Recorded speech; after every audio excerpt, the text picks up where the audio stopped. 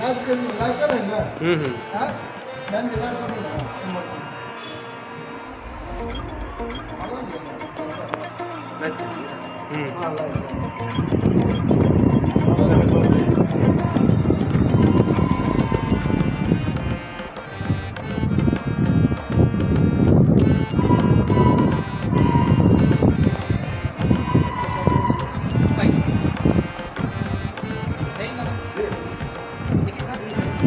हर आदमी दीजिए फुल का माल।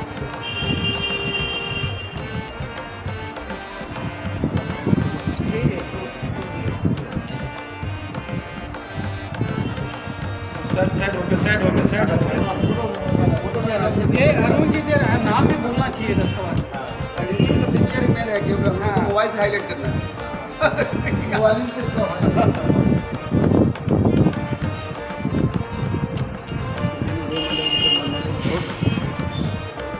रामफल मंडल जी अमर रहे। रामफल मंडल जी अमर रहे।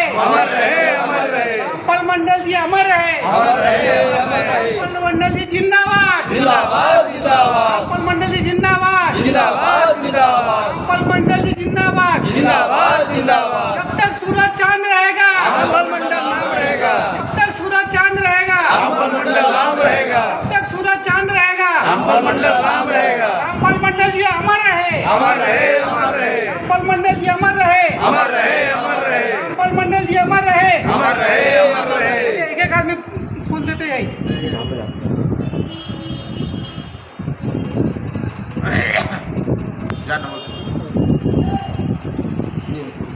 फुल दो तू भाई ऊपर में सिला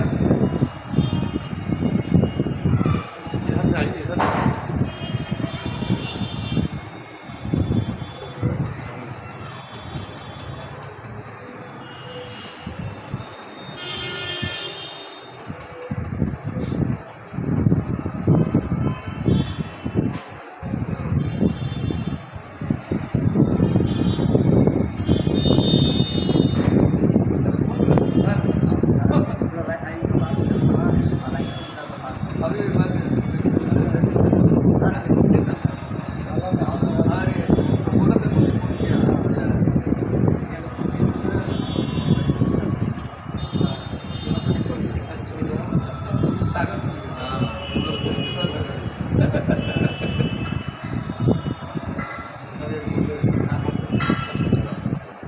आप दिए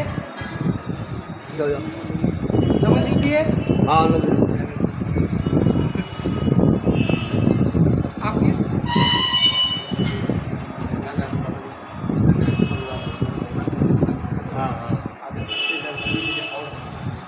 अब आप लोगों को यहाँ को जैसे आप करेंगे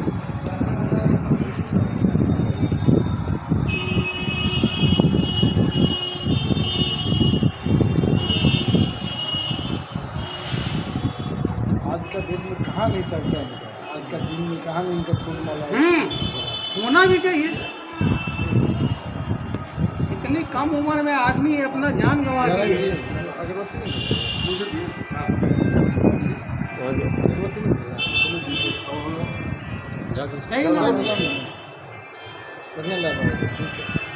लाइव चला वीडियो वीडियो हो गया सब आदमी का। ठीक है, अब आप अपने सीटों सब आदमी बैठ रही है, एक एक आदमी करके सबका काफी सुंदर आइए।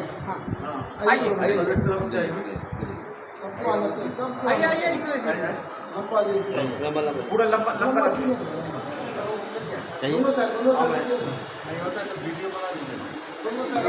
एक इधर खाली है और आगे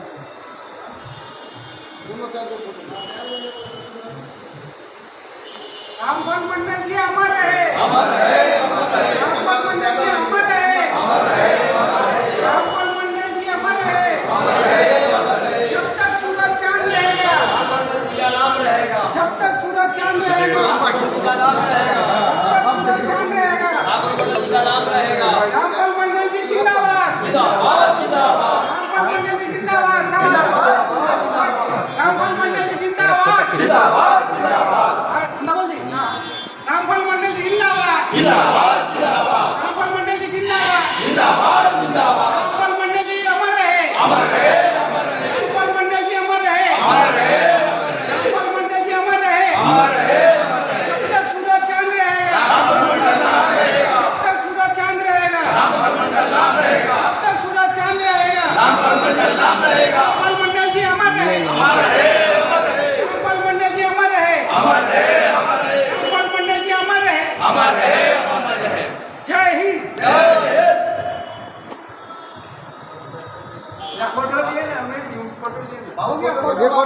अरे फोटो आता है, देखिए ये रिकॉर्डिंग चले है ना, आता से क्लिक करे फोटो चले। हाँ, लिए।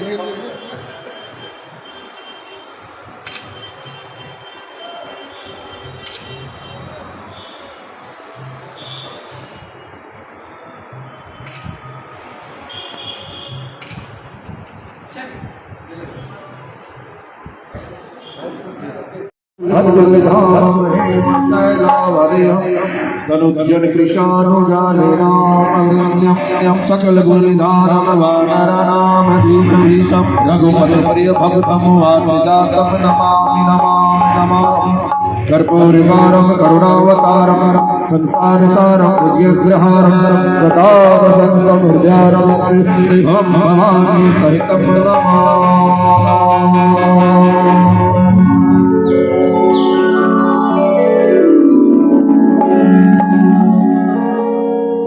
बहुत धन्यवाद। इन्होंने दीप प्रज्वलित कर हम सभी को आदेश दिया कि हम लोग अपने कार्यक्रम को शुभारंभ कर सकते हैं। चूंकि हमारे रामधन मंडल जी मिथिला क्षेत्र से थे, मैथिल थे, तो उनको 2 शब्द मैथिली में हमें संबोधन कर श्रद्धांजलि अर्पित करनी चाहिए। और हमरा लगे कि एतो जते गोटे बैसल छी 2-4-5 गोटे के छोड़ के सब गोटे मैथिल हेबे, तो एक बेर जे मैथिल छी कहीं हाथ उठा के हमरा इशारा कर देबै जे हम सब मैथिल छी। हम सब आइ हुनकर शहादत दिवस के अवसर पर सुंदर कार्यक्रम में उपस्थित छी, जे मिथिला के वीर सपूत छलैथ है, मिथिला के मान शान गुमान अभिमान छलैथ है शहीद रामधन मंडल जी के शहादत जे एकटा धब्बा होइ छै, सिक्का होइ छै, ओइ सिक्का लगाबऽ के लेल हम सब हैरान छी, परेशान छी। अपन सरकार से नेहोरा करै छी, गुहार लगबै छी कि हमर वीर सपूत के, मिथिला के सपूत के ओ भेटै जेकर ओ हकदार छलखिन है। हम चाहब जे एक बेर हुनकर असली श्रद्धांजलि तकले अर्पित हेतै जे माटि को जन्मल छलखिन है, तै माटि के एक जयकारा होक चाही। तै माने सब को मिल कऽ एक आवाज के संग जयकारा लगेबै, देव का मिथिला धाम की जानकी मैया की। गर्व सँ छाती 56 इंच के भऽ जाइ छै जखन अपन मिथिला के जयकार होइ छै, जय घोष होइ छै। आउ चूंकि हमरा सबके समय 4 बजे से अंकित कयल गेल छलै और हम सब समय के क्रॉस कऽ चुकल छी, तऽ आउ बिना कोनो समय लेने अपन कार्यक्रम के शुभारंभ करी। चूंकि हम सब मैथिल छी, माँ जानकी के संतान छी, हमरा सबके छोट छी एकटा पैर में काट गई जाइए तो सबसे पहले मुंह से निकले छै माय में, ओई माय के हम सब गुहार लगाबी, जगत नंदिनी जगदम्बा के गुहार लगाबी। बाबा विद्यापति जी के रचना जय जय भैरव अशुभ भयावन पशुपति भावी माया, इस सुंदर सन बाबा विद्यापति जी के रचना के संग आज की सुंदर सन कार्यक्रम का शुभारंभ करी और इस सुंदर सन गायन करवा के अपन सुर के माध्यम से देश विदेश में अपन पहचान बनेनिहार हमर बड़का भैया हीरा हमरा हिंदी आग्रह करबाइन जे अपने मंच पर उपस्थित भ आज की सुंदर सन मंच के शुभारंभ करी। जय जय भैरव पशुपति भावी माया।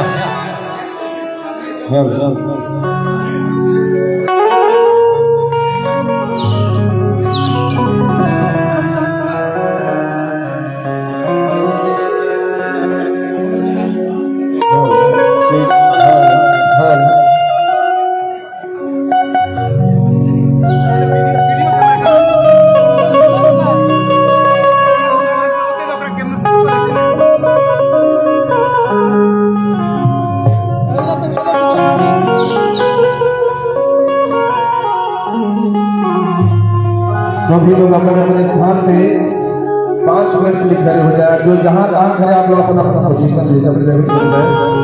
आइए रोशन बाबू का मुखारबिन से बहुत दिनों के बाद आज स्टूडियो में मिला। हाँ भगवती का चिंतन करिए।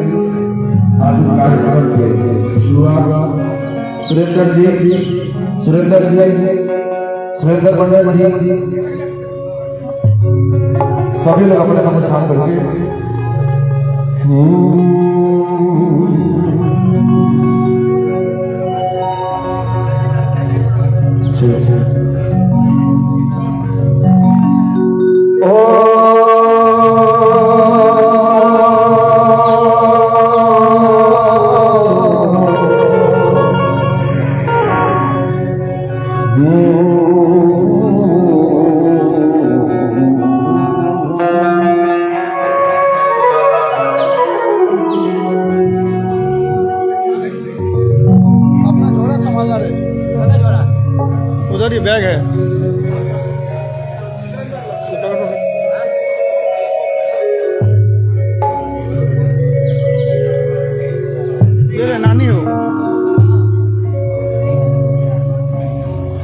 और 20 अगस्त के दिन हमारे वीर सपूत, मिथिला के वीर सपूत शहीद रामफल मंडल जी का निधन हो गया था और उन्हीं को हम लोग सपुष्प श्रद्धांजलि अर्पित करने के लिए आप लोगों से आग्रह कि आप लोग कुछ फलों के लिए अपना मौन धारण कर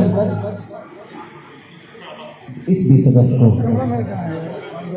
अच्छा तो बात बुझिए के लगे 2 सेकंड के लिए 5 सेकंड के लिए किछ काल के लिए किछ पल के लिए सब गोटे मौन धारण कर हुनकर श्रद्धांजलि अर्पित करी और तकर बाद हम सब कार्यक्रम के जे सिराज से के अनुसार हम सब कार्यक्रम के शुभारंभ करें।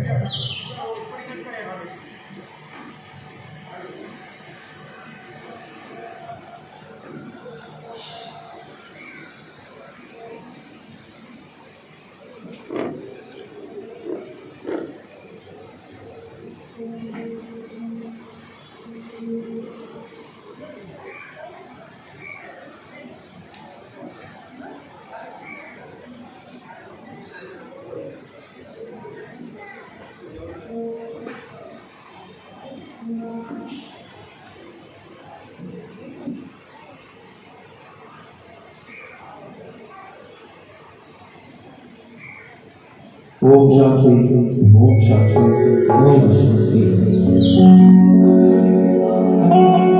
या देवी सर्वभूते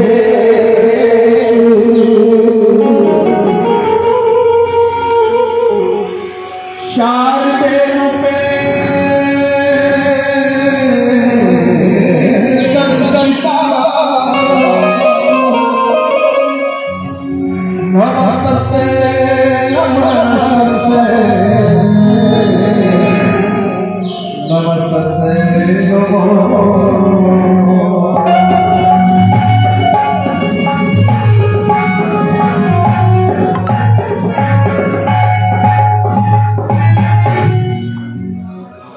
जय जय असुर भया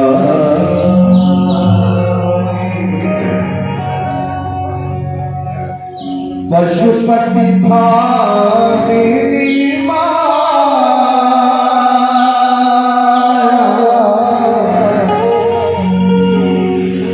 सहज सुमति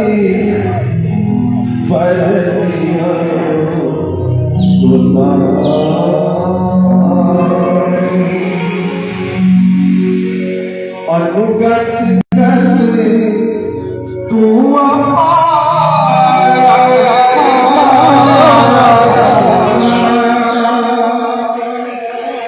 मैं चाहूंगा सभी लोग हाथ ऊपर करके ये भगवती के गीत पे ताली बजाते हुए इसको स्मरण करें कि आज का ये कार्यक्रम सफल हो, शुभ हो। आइए जय जय भैरवी असुर भयावनी, जय जय भैरवी असुर भयावनी, पशुपति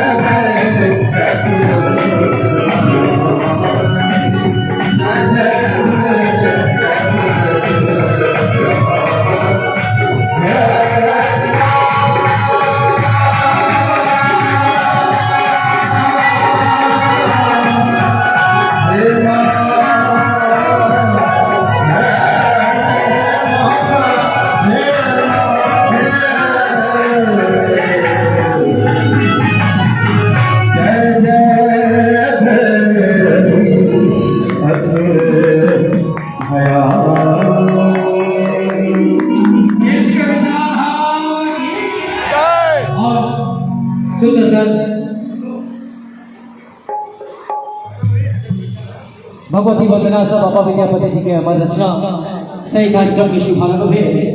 लेकिन एहि के बाद हमर जे गार्जियन छै, हमर मुख्य अतिथि मुख्य बाबू छै आदरणीय संजय निरुपम जी, हुनका से आग्रह कि अपने मंच पर मंचासीन भऽ अपन मुखार बिंदु से हमरा सबके दू शब्द हौसला बढ़ाबी दू शब्द कहि कऽ तकर बाद बेटा के जरूरी काज में सेवाक छै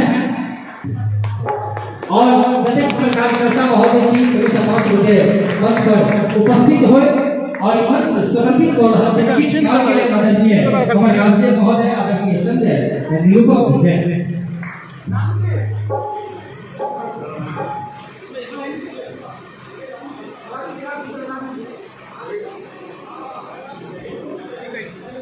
अरे बुलावा ना यार। मानव विकास सेवा संघ महाराष्ट्र की तरफ से मुंबई में और मुंबई के आसपास रहने वाले मानव समाज के सभी गणमान्य नागरिक और इस मंडल से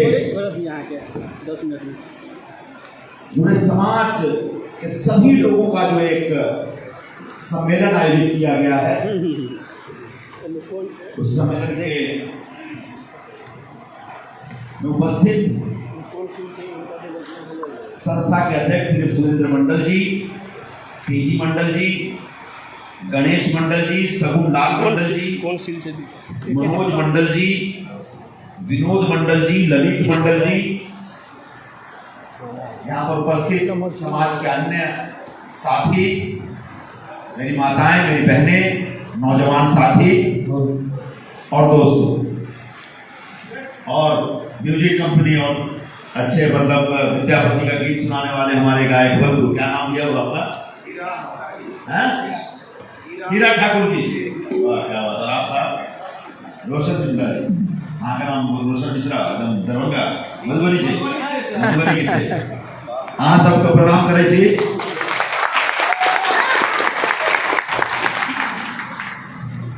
आप लोग ज्यादातर मधुबनी, झंझारपुर, दरभंगा, समस्तीपुर इसी जोन के हैं ना आप लोग। मैं रहने वाला हूँ रोहतास का, वहां पर मंडल लोग कम मिलते हैं। इस तरफ गंगा इस पार मंडल लोग ज्यादा है, खासकर धानुक समाज के लोग ज्यादा है। और धानुक समाज के सबसे बड़ा नाम तो अमर शहीद रामफल मंडल जी थे, जिन्होंने गांधी जी के असहयोग आंदोलन में एक जबरदस्त भूमिका निभाई थी और उसके बाद शहीद हो गए। भारत को आजादी दिलाने की वजह से शहीद रामफल मंडल जी के चरणों में प्रणाम करता हूँ, उनका विनम्र स्मरण करता हूँ। आपका पूरा समाज बड़ा कर्मठ समाज माना जाता है, लेकिन कर्मठ समाज के बीच दो नाम बहुत ही आधुनिक भारत के बड़े मशहूर नाम हैं, और दोनों नामों ने समाज से बाहर निकलकर पूरे हिंदुस्तान को प्रभावित करने का काम किया। ये साधारण सी बात नहीं। एक थे विद्येश्वरी मंडल जी, विद्येश्वरी प्रसाद मंडल जी, जिनकी अध्यक्षता में ओबीसी समाज को आरक्षण देने की एक पूरा नियम कानून कायदा और उसके लिए एक फार्मूला बनाने के लिए एक मैंडेट दिया, एक जिम्मेदारी दी गई थी, जो बड़ा मशहूर तौर पर जाना जाता है मंडल आयोग। और जिस मंडल आयोग ने बाद में रिपोर्ट दी और जिसकी वजह से पूरे हिंदुस्तान के ओबीसी समाज को एक नई ताकत मिली। 1991 से पहले मंडल सा ये जो ओबीसी समाज, उसकी कोई बहुत बड़ी राजनीतिक ताकत नहीं थी। जो नेता के बेचारे लड़ झगड़ के कभी कर्पूरी ठाकुर तो खड़ा हुए थे, विद्येश्वरी प्रसाद मंडल जी भी तो खड़े हुए थे, मंगनीलाल मंडल जो आज दिख रहे तब के नेता है, हम जब कॉलेज में पढ़ते थे तब के नेता है वो मंगनीलाल मंडल जी। लेकिन मंडल आयोग की रिपोर्ट आने के बाद पूरे हिंदुस्तान के ओबीसी समाज को जो एक महत्व मिला, खासकर राजनीतिक क्षेत्र में, शैक्षणिक और सामाजिक क्षेत्र में, वो एक अप्रतिम है। और इसके लिए मंडल साहब को जितना भी शुक्रिया अदा किया जाए वो कम होगा। ये उनकी सिफारिशों का असर है कि कहीं प्रधानमंत्री नरेंद्र मोदी ओबीसी समाज के निकल जाते हैं, कहीं पर उमा भारती निकल जाती हैं, कहीं पे मुलायम सिंह यादव, लालू यादव निकल करके इतने ताकतवर बन के खड़े होते हैं। नीतीश कुमार भी एक तरह कह सकते हैं कि मंडल आयोग की सिफारिशों के बाद जो एक वातावरण बना, उस वातावरण से उभरा हुआ एक नेतृत्व है। आज पूरे हिंदुस्तान में चाहे एमएलए हो या एमपी हो, उन लोगों को जो एक सपोर्ट मिला, उन लोगों को सहयोग मिला, उनकी जो पूरा ओबीसी समाज जो एकजुट हुआ और एक राजनीतिक शक्ति के तौर पर उभरा, उसका सारा श्रेय विद्येश्वरी प्रसाद मंडल जी को जाता है। ऐसे महापुरुष मैं करता हूँ। और वर्षों से हमारे देश में जो ओबीसी समाज पीछे छूटा हुआ था, जिसको आगे नहीं आने दिया जा रहा था, जो बड़ा संघर्षरत था, जद्दोजहद कर रहा था अपनी ताकत दिखाने के लिए, अपनी एक उपस्थिति दर्ज कराने के लिए, उस समाज को एक जबरदस्त राजनीतिक ताकत, सामाजिक ताकत और धीरे धीरे ये आगे जाके आर्थिक ताकत में भी कन्वर्ट होगा। बिल्कुल एक बहुत बड़ी ताकत दी, बहुत बड़ी भागीदारी दी। आज शायद आपको पता होगा कि जब कर्नाटक में चुनाव प्रचार हमारा शुरू हुआ तो राहुल गांधी जी ने पहला नारा दिया, जिसकी जितनी की आबादी है उतनी उसको भागीदारी मिलनी चाहिए। और उन्होंने साफ साफ कहा कि एक बार फिर से ओबीसी समाज की जनगणना की दिशा में काम शुरू करिए और तय होने दीजिए कि पूरे हिंदुस्तान में ओबीसी समाज कितना है। आपका धानुक समाज, यादव समाज, आप लोग तो ओबीसी में आते हो ना, धानुक समाज में ओबीसी में आते होंगे धार्मिक समाज, जो मराठी समाज है, फिर कुर्मी समाज है, फिर कोयरी समाज है, तो अलग अलग जो महत्वपूर्ण जातियां हैं, फिर जाट, गुजर ले लीजिए, फिर जो बनिया लोग हैं, वैश्य लोग हैं, इन सारे समाजों को नए सिरे से इनकी जनगणना होनी चाहिए। और जब तक नरेंद्र मोदी की सरकार है, जब तक बीजेपी सत्ता में है, माफ करिए अगर इसमें कोई बीजेपी वाला होगा तो मुझे माफ करना भाई, जब तक ये लोग सत्ता में, तब तक आपका जातिगत जनगणना होनी है। आज भी जातिगत जनगणना का आदेश है सुप्रीम कोर्ट का, तब भी उन्होंने रोक के रखा। 2011 में जब शरद प्रसाद यादव, लालू यादव और मुलायम सिंह यादव, तीनों यादव नेता जब लोकसभा में थे, और मेरा सौभाग्य दूसरा मैं भी उनके साथ लोकसभा में था, तब तीनों यादव नेता एक साथ एक स्वर में बोले कि जातिगत जनगणना होनी चाहिए और पता होना चाहिए कि आखिर हमारी कितनी संख्या, कितना आंकड़ा हमारा है। और तब कांग्रेस की सरकार ने, यूपीए की सरकार ने जनगणना कराया, और जनगणना की रिपोर्ट जब तक हमारी सरकार है तब उसके बाद आई है, लेकिन तब से जनगणना की रिपोर्ट पेंडिंग पड़ी है, उसको रिलीज नहीं कर रहे हैं। आपको पता होगा कि बिहार में एक जातिगत सर्वेक्षण का कार्यक्रम शुरू हुआ है, नीतीश कुमार जी की सरकार ने आदेश दिया है, बाद में उसके ऊपर स्टे लगा दिया गया था। मुझे लगता है कि हफ्ते 2 हफ्ते पहले या 15 दिन पहले एक मुंबई, ये पटना हाई कोर्ट ने ऑर्डर दिया कि जातिगत सर्वे का काम नहीं रोकना चाहिए। तो एक पूरा प्रयास है हमारा कि एक आपकी कितनी संख्या है समाज में वो निर्धारित हो, और उसी संख्या के हिसाब से आपको भागीदारी मिले, आपको आपका हिस्सा मिले, नौकरियों में, पढ़ाई लिखाई में, काम धंधे में, राजनीतिक तौर पर, सामाजिक तौर पर आपको आपके समाज की संख्या के हिसाब से आपको हिस्सा मिले, पूरे ओबीसी समाज का। ओबीसी समाज में खासकर जो मोस्ट बैकवर्ड कास्ट है, जो आप लोग का कास्ट आता है, जिसमें जो वो कहार लोग हैं, जिसमें वो जो हाथ से काम करने वाले लोग, जिस क्या बोलते हैं, विश्वकर्मा समाज के लोग, बड़े समाज के लोग, आपका समाज है, वो थोड़ा सा उसको बोलते हैं हम लोग अति पिछड़ा है, वो उसको अभी आगे नहीं आने दिया जा रहा है। बड़े बड़े ओबीसी समाज के लोग हैं ना, उनको दबा के रखे हुए, तो अब उनको आगे लाने का एक प्रयास चल रहा है कि इस अति पिछड़ा वर्ग को भी आगे लाया जाए, इसको भी इसका हक मिलना चाहिए। वो इस दिशा में एक काम हो रहा है। मैं आपको आज इस मंच से आश्वासन देना चाहूँगा कि हम लोग पूरी कोशिश कर रहे हैं कि आपका समाज हो और आपके साथ साथ पूरा ओबीसी का जो एक पीछे छूटा हुआ समाज है, क्योंकि देश तब आगे जाएगा जब समाज का हर वर्ग आगे जाएगा। ऐसा संभव नहीं हो सकता कि समाज के कुछ वर्गों को सारी ताकत दे दी जाए और देश को आगे ले जाए, ऐसा संभव ही नहीं। देश तब आगे जाएगा जब समाज के हर वर्ग को उसको हक मिलेगा, उसको प्रतिनिधित्व मिलेगा, उसको आगे बढ़ने का मौका मिलेगा, तब देश धीरे धीरे आगे जाएगा। यह एक हमारी सोच है और इसी सोच के आधार पर आपका समाज भी आगे जाए, इसके लिए मैं प्रतिबद्ध हूँ और मैं आपके समाज के साथ खड़ा हूँ। तो दूसरा जो एक तो मंडल जी हो गए और दूसरे महापुरुष जिनको हमने बचपन से पढ़ा है, मतलब हमारे सबसे प्रिय लेखक जिनको बोलते हैं। और अभी मेरा दिल्ली में एक इंटरव्यू हो रहा था, मेरे ख्याल से एबीपी वाले पढ़ा मेरा इंटरव्यू करके गए हो उसके यूट्यूब के लिए। मैं पूछा मुझसे कि आपका सबसे फेवरेट नॉवेल कौन सा है, तो आप इतना नॉवेल पढ़े, इतना हिंदी पढ़े हैं, तो मैंने कहा लोग बोलेंगे प्रेमचंद ये वो तरह की बातें करेंगे। प्रेमचंद को मैंने पढ़ा है, प्रेमचंद को बहुत लाइक करता हूँ, लेकिन मेरा सबसे प्रिय नॉवेल जो है वो मैला आंचल है, जिसके लेखक आपके समाज के फणीश्वरनाथ रेणु जी। रेणु में सिर्फ आपके समाज के महापुरुष नहीं है, हम सब के महापुरुष। आप सिर्फ आपके समाज के आराध्य नहीं है, हम सब के आराध्य हैं। जब मैं बिहार के चुनाव प्रचार के लिए अररिया और पूर्णिया में था, तो याद करके मैं रेणु के घर गया और उनके तीनों बेटे मिले, सबसे बड़े बेटे मिले, उनके दोनों बेटे मिले, उनके घर पे रहा, उनके साथ फोटो करा, उनके साथ खाना खाया मैंने। तो रेणु जी के प्रति हमारे मन में, बल्कि सिर्फ मैं अकेला नहीं हूँ, जो हिंदी पढ़ने लिखने वाले लोग हैं या हिंदी से आगे भी जो पढ़ने लिखने वाले लोग हैं, जो साहित्य को समझते हैं या साहित्य को जो इंजॉय करते हैं, जो अच्छी कहानियां, अच्छे नॉवेल और साहित्य के जरिए समाज को बदलने का जो प्रयास रेणु ने किया था, इसका जो मान सम्मान करते हैं, वो रेणु के जबरदस्त उदाहरण है। तो ऐसे महापुरुष को धानुक समाज ने जन्म दिया है, ऐसे धानुक समाज को मैं प्रणाम करता हूं। रेणु जी, मंडल जी, अब आप में से कोई नया रेणु, नया मंडल निकले, ऐसे मैं धानुक समाज के सभी साथियों के लिए प्रार्थना करता हूँ। आप लोग, मैं तो यहाँ पर एक बिहारी के तौर पर रहता हूँ, तो मैं बहुत ज्यादा लोगों की जाति समाज नहीं पूछता, कौन सी जाति का बिहार है, वैसी क्या काम होगा। लेकिन बिहारी के लिए पूरे गर्व से, पूरे हक से, अपनी जिम्मेदारी के साथ खड़ा रहता हूँ।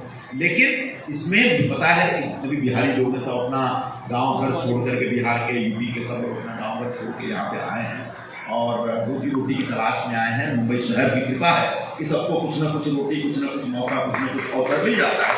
और ऐसे में सब लोग अपनी अपनी रोजी रोटी का पाल में, कोई लिख रहा है, कोई पढ़ रहा है, कोई हथौड़ा मार रहा है, कोई घर बना रहा है, कोई बर्तन धो रहा है। एक साथी मेरे योगा करते हैं, आपके समाज के कौन थे यहाँ वो योगा कर रहे हैं, कोई कुछ कर रहा है। सब कुछ करने के बाद जब रात को आप घर जाते हैं तो कहीं ना कहीं आपको अपने गांव की याद आती है, अपने परिवार की याद आती है, अपने समाज की याद आती है। और तब आपको लगता है कि सब कुछ तो है, लेकिन मेरा समाज का है, मेरे लोग कहाँ हैं। और उस उद्देश्य से ये बहुत जरूरी है कि हर समाज का इस प्रकार के संगठन हो, और हर साल में 2 बार 3 बार 10 बार जितनी क्षमता हो आपके अंदर उतनी बार आप लोग मिलिए और कम से कम एक दूसरे से जान पहचान, परिचय, कौन कहाँ कैसे रह रहा है, एक दूसरे की मदद कर सके तो बहुत अच्छी बात है, एक दूसरे के काम आ सके तो बहुत ही बात है। अगर काम ना है तो कम से कम एक दूसरे के शामिल रहने का ये सिलसिला जारी रहना चाहिए।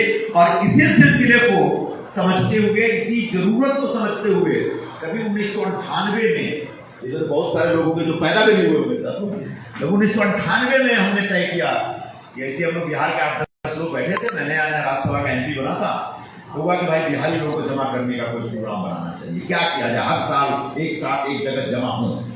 तब कितनी बिहार के संगठन की संस्थाएं कैसी, आपको पता है बिहार की कितनी संस्थाएं यहाँ पे, सिर्फ बिहार के नाम पे लगभग 150 से ज्यादा।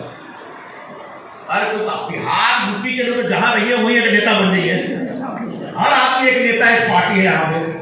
तो 150 के आसपास संस्थाएं, सबको मैंने बुलाया कि सब लोग जरा साथ में एकजुट हो जाते हैं, सब लोग एक मिलजुल करके कैसे बिहारी लोगों के सवालों के ऊपर काम किया जाए, तैयारी करते हैं। उसी में से उसी मीटिंग में एक विषय निकल के आया कि वो एक ऐसा आयोजन होना चाहिए सालाना जिसमें बिहार के सब लोग जमा हो सके। तब बहुत सोचते सोचते ढूंढते ढूंढते एक ही आयोजन हमको दिखा, वो था छठ का आयोजन। और उसी 1998 से इसमें मेरे ख्याल से नेहरू नगर के कुछ लोग आए होंगे, नेहरू नगर के मंडल लोग हैं ना, नेहरू नगर वाले लोग हैं ना, आप नेहरू नगर वाले, हाँ। तो जुहू बीच का 1998 में शुरू किए, तब तो यहाँ के लोगों को पता ही नहीं था छठ क्या है। तब मैं शिवसेना में था, शिवसेना के लोगों से छठ क्या है, मैंने कहा आपको नहीं समझ में आएगा, ये जब लोग पैदा नहीं हुए थे तब से ये पूजा हो रही है, और शायद हिंदुस्तान की सबसे आदि पूजा है, सबसे पुरानी पूजा है, कहते द्रौपदी ने पूजा की थी। तो हमने छठ के बहाने एक इस प्रकार का प्रयास किया कि एटलीस्ट एक बार, कम से कम एक बार मुंबई में सभी बिहार के लोग जमा। और मजेदार बात यह है कि वो छठ के आयोजन में बिहार के मुसलमान भी शामिल होते हैं। बताइए आप लोगों ने कभी देखा कि नहीं? हमारे आयोजकों में 2-4 मुस्लिम कार्यकर्ता मेरे और वो बिहारी हैं, बड़े नहीं हमारे भी पूजा है। और वो 98 से जो आयोजन चल रहा है आज तक चल रहा, आगे भी चलेगा। पहले तो 25-50 हजार लोग जमा होते, तो मेरे ख्याल से 2003, 4, 5, 6 के आसपास आते 5 लाख 7 लाख लोग जमा होने लगे।